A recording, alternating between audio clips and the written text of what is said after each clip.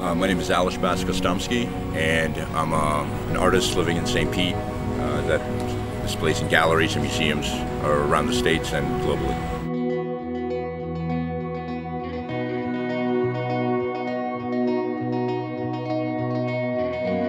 I love what I do, and I think I'd be pretty miserable doing anything else in life. So,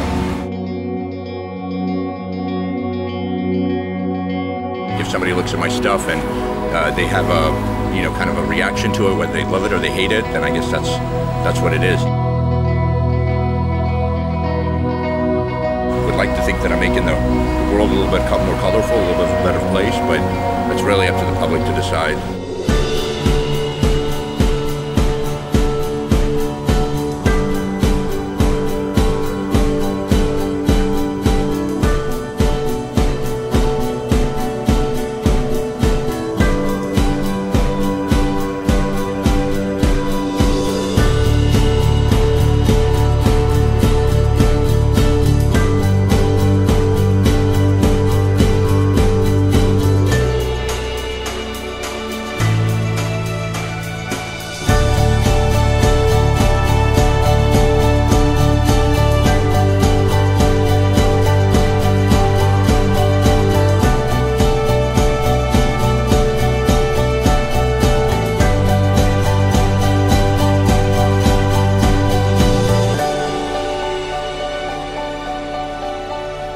I do know Bask. I've known him probably the last 10 years. When I moved to St. Pete, I met him. I got involved in the art scene and got involved with the Vitali brothers, and he was a big part of them doing art shows. Murals is just part of what I do. I like, primarily most of my stuff is spent doing paintings for galleries. Still large-scale paintings, but nothing the size of this. I knew there had to be art on it. There had to be something. I didn't expect to get the best piece of art in all of St. Petersburg, but it seems we did because we got the best artists in St. Petersburg.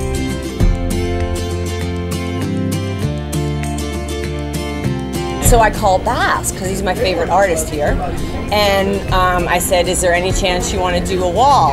And he said, "Well, where is it?" And I said, "The 600 block of Central." He's like, "Are you for real? Are you kidding me?" We've known each other for a few years now. She's been a collector of mine. She has a couple of my pieces in her home. And when she had purchased this property, she obviously, she had this wall. So I think maybe in September, she contacted me. And so he comes hauling butt down there in Joylif, and he sees the wall, and he says, "You're not going to believe this." He goes, "I have always wanted to do a wall on Central." And this guy is like all over the country, but he has always wanted to do a wall on Central. There is something that needs to be said, which is kind of interesting. You get to actually experience the city by spending all day long in one spot. You kind of get to see the pulse of that area.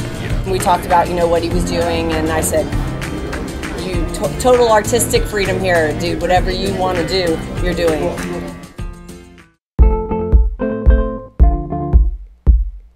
I kind of like having like a nice little grab bag of things that I could creatively always kind of tap into. I'm more like a mad scientist in the studio, so I'm always experimenting on, playing with different paints and like seeing what happens when one thing reacts to another.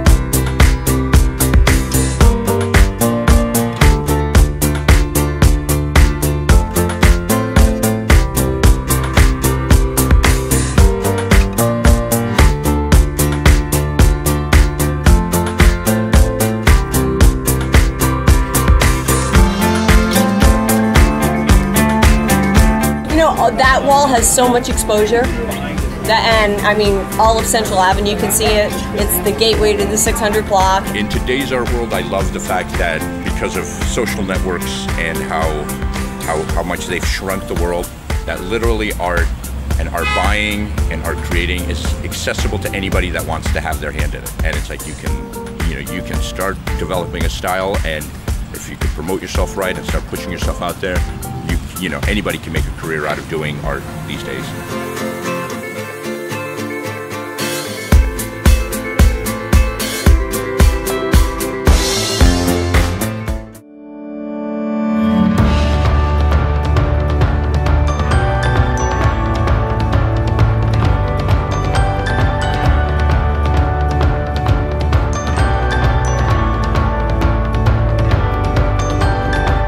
Frank Strunk III.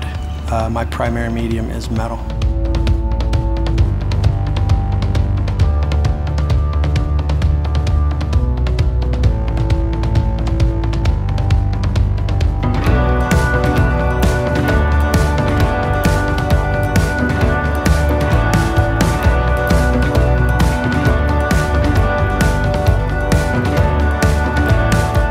Originally, I'm from the Washington, D.C. metropolitan area, and I've lived in St. Pete for about 18 years. And I've always been making stuff with my hands, but I never got really immersed in it until I came down here. Bask and I first met in a gallery on Central Avenue called Fusion Gallery. We were very green, and I think, you know, we were both kind of wondering what we were thinking in terms of like, why, I mean, are we artists or are we not? I think we were both just nervous upon first meeting, because it's a vulnerable thing to be sitting in a gallery trying to convince a gallery owner that he should show your art, especially when both Bask and I we're self-taught, so we can't lay down our CV in a big fat body of work that was built from our MFA and say, ooh, I'm ready for a solo show. I think he went to my first show at this gallery, Fusion Gallery, and then I went to his, and I think his first show might have been called Basking Your Thought Crimes. Might have been.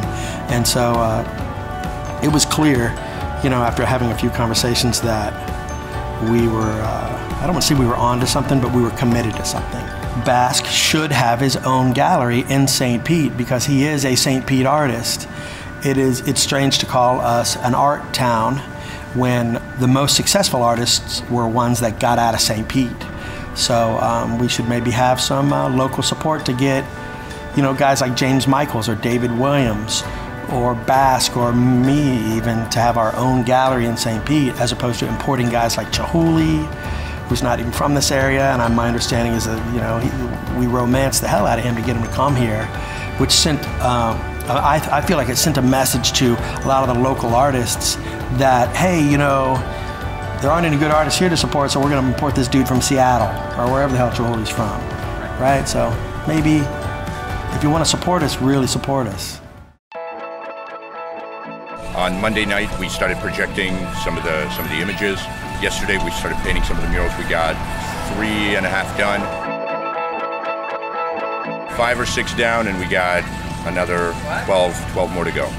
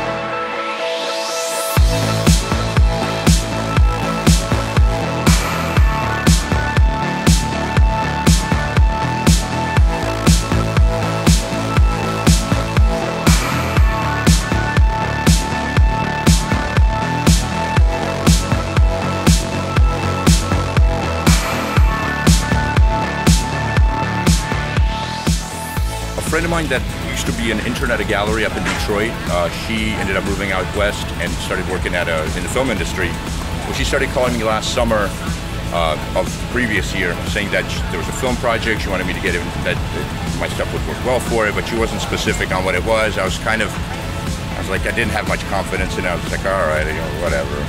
And then so finally, after a few mistrials, like she said, it's like, hey, Robert Downey Jr. wants your part in Iron Man 3. So that's basically how I went down. So it started with one painting, and then they called me back to do 15 more large-scale canvas pieces for when they were shooting Land.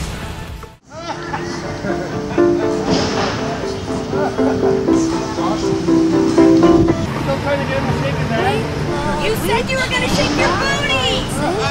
I didn't say that. You said that. No! Who said that? Who said that? I don't know. Well, come on, I just made out of roll. Oh, you guys, did you hear me? There it is. I came in like a wrecking ball. I never hit so hard in love. All I wanted.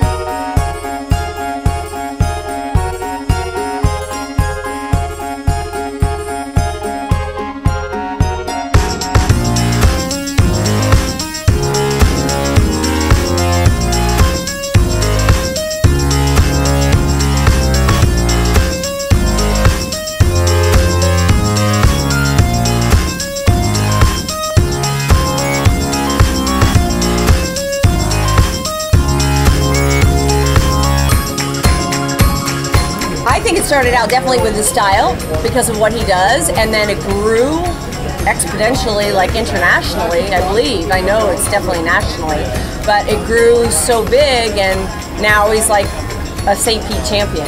When Basque was first starting out, you know, nobody knew it was before that whole kind of urban street art thing really took off. And, you know, Basque was as good as, even starting out, he was as good as anybody who was doing it. I don't think he really felt that, but I sure did.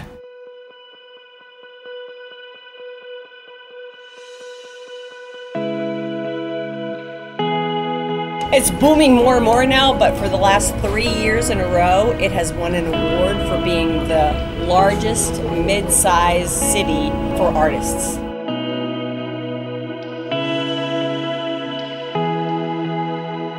It's like you see something and you just like it. It might be, you know, a Crayola crayon coloring on the sidewalk, but you just like it and you have to have it, and yeah.